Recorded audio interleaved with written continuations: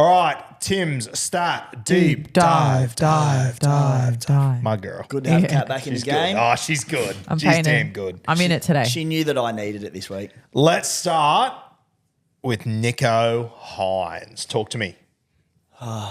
There was just bound to be another Nicho Hynes moment this season, wasn't there? Yeah. So, easy one here, just looking at his returns from injury in recent times. So, last time he came back from injury, it was only 2 games missed. 68 points versus the Dolphins. Solid. He scored 114 against the Roosters earlier in the year. That was coming back from just a 1-game layoff, so it is different to that. But nonetheless, missed a game, come back from injury, bang. And the last time that he came back before that from injury, a well-noted one, the Dragons, round 4 last year. He'd missed the first 3 games of the season. Dragons round. Doesn't ring a bell. Nothing? Nothing. 180 points for Nicho Hynes. So that was, as I said, I can't remember if he played any pre-season games, but yeah, missed the first 3 games of the year, came back to a 180. Let's talk Nicho Hynes. Let's say you've already mentioned that it's an awkward timing for those maybe wanting to move DCE to him or whoever it might be, but let's say Nicho's confirmed to play. You obviously keen? Oh, mate, I'm so keen. It's just timing. And like, even as you said, like, what was his lowest score returning from injury there? 68 or something. I'm confident that's going to be more than DCE this week. I'm confident it's going to be more than Cody Walker this week. Yeah. It'll probably be more than Jaden Campbell. That's my halves. Yeah. I'm very, very interested, but timing wise, I don't know if I'm going to be able to make it work. Because you'd go... I'd probably have to trade Jaden Campbell. Could I even do that? No, I couldn't actually. No. So, yeah. Probably duck eggs for me, unfortunately. If the Sharks come out and say Nicho's in before Friday or whatever... I'll tell you what, if you are someone out there that has Galvin at 5'8", is he dual or not, Galvin? No. Oh, okay. If you can make it work that you can have a halfback spot available, just keep it free, I reckon. And there's a lot that held... I know the Spies in the boat of having held Cleary. So he can... What? He's still got Cleary? Well, then he missed a week, didn't he? Yeah, right, okay. Yeah, sorry. Yeah, fair. Yeah. Felt like ages ago, didn't it? That injury. Yeah, sorry, I don't think it was last week. Yeah, sorry, apologies. So he just held with an eye to Nicho, basically. The problem again, the Panthers will have already played by that time, so not going to have confirmation or might not have confirmation. Oh, what a clusterfuck. Timing's just off. Mate, if the game was on Thursday or Friday night and he was playing, I would trade any of Cody Walker or DCE to him in a heartbeat.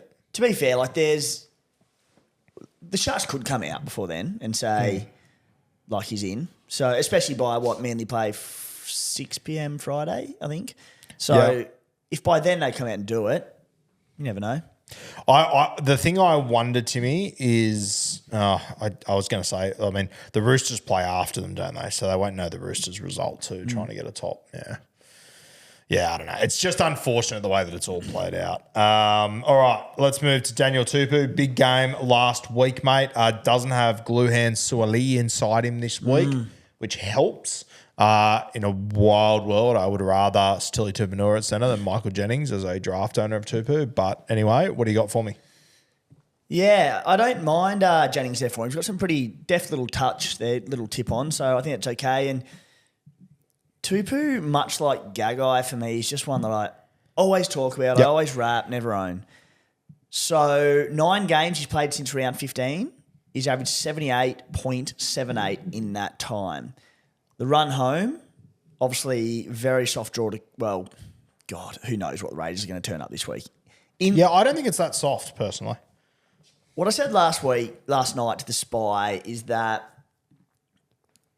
the Raiders' edge defence is what really concerns me. I think it's very leaky.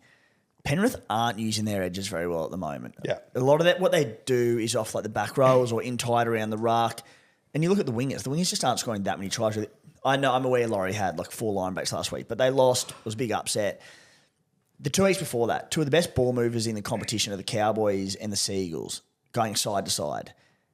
Both put 40 on us, on our edges. The Roosters, also exceptional at moving the ball side to side. That's what concerns me. So as I said, the Raiders could get up for this. Maybe there's an upset. But the 2 weeks prior, we got 40 put on us. So we could also get scorched if that game last week took a lot out of us. Regardless, I think Tupou's a really sneaky player. I don't have his exact ownership up, but it'd be very low. He's going good. Yeah, he's like a sub, I think 4% or something. Yeah. He's very low. Yeah, mate. Let's talk about Greg Marzhew. I sold him last week. I am a little bit nervous now. You sold him.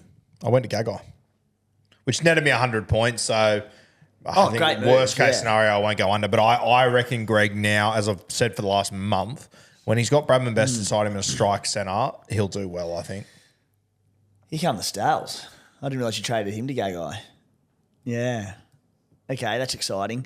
So the numbers weren't as appealing as I thought, but I looked at Marzhew with Best in the team, and I was sort of thinking they'd be pretty high scoring.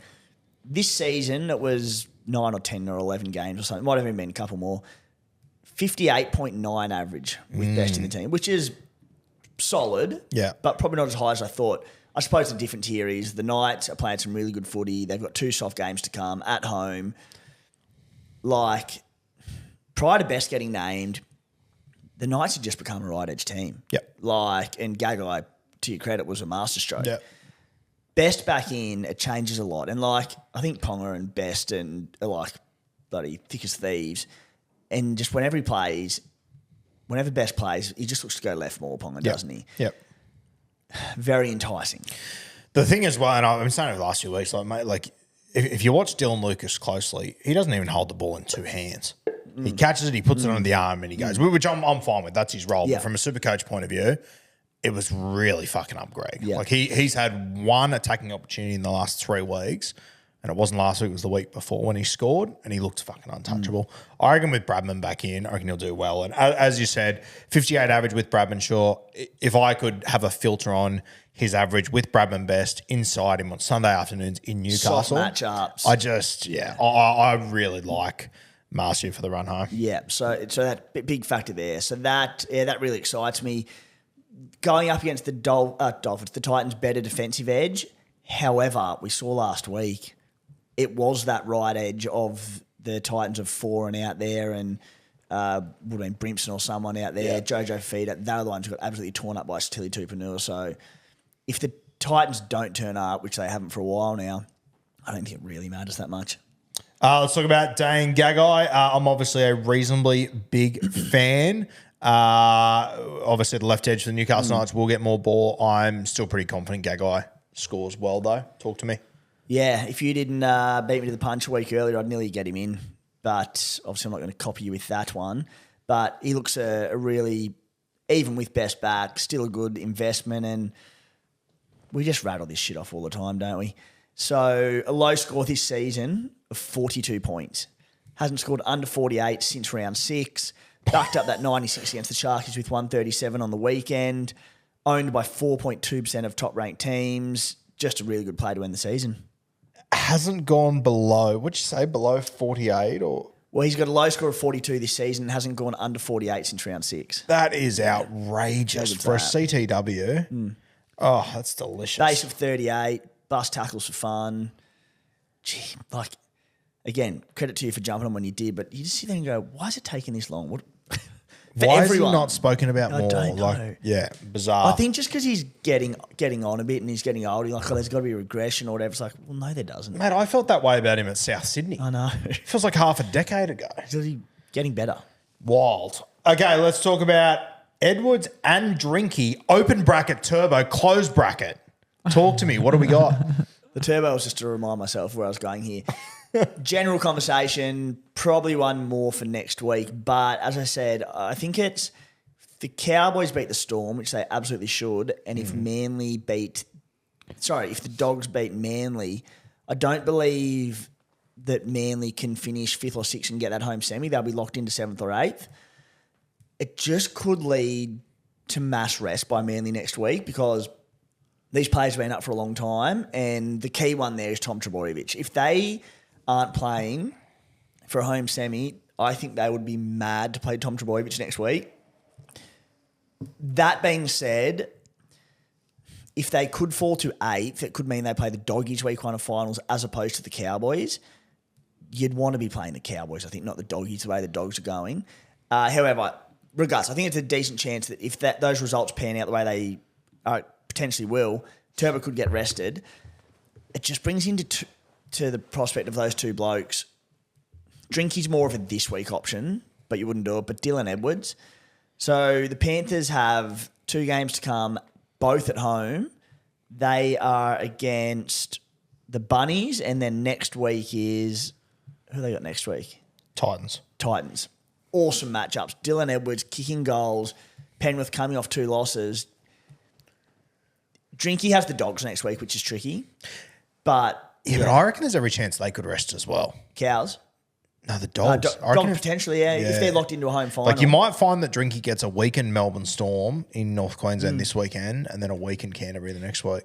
There's every chance Dogs are locked into 5th or 6th and can't jump into 4th. Yeah. Maybe they can, but if that were to occur, then Drinky gets that. They're awesome matchups for Drinky and Edwards. And I said, you're not going to trade Teddy, Turbo, Ponga to them this week, but even as a 1 week plan next week, if Turbo gets rested or anything happens to Teddy or Ponga, far out, they're good matchups. I reckon I wouldn't be going Edwards personally.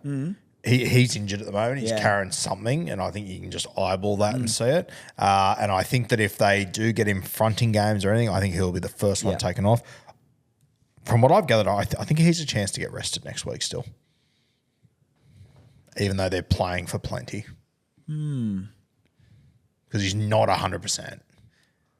As long as they can't fall out of the four, I think they'll be okay. Yeah, and realistically, their points difference. The Roosters aren't losing the next 2 weeks, I don't think, barring restings or even so. I don't think they're falling out. So they're probably going to finish 3rd or 4th, the Panthers. Yeah, as long as they can't fall out of the 4, as you said. If you forced me to trade him one of those 2 this week, I would go Drinky personally for the next 2 weeks. But obviously, you have to trade out a big gun there. I suppose the thing is, you would know if the Doggies beat Manly, we'll know that Friday night. If the Doggies beat Manly, then Penrith could drop out of the 4. In which case, I think, and we will only know in hindsight, but I think there is every chance that Turbo scores 60, 70 points for the rest of the season. I don't reckon he goes huge against Canterbury this week, and I reckon there's every chance he gets rested next week. Yeah. But we won't know until then. God, I hope big balls play, but fuck, it could pay dividends. If you're someone, it could, yeah. Yeah. Like if you're sitting there in overall and it's hard because you go, all right, do I cement my top 10 spot or whatever and try and cling onto a grand, or do you go, screw it? Fuck that. Let's go for it and go for the 50K. Bees stick away from 50K, make a move. 50K no one gives a fuck if you're 10th or if you're fucking 50K changes your life, 1,000 doesn't. Yeah, I'd go all in. Yeah. See what you can do.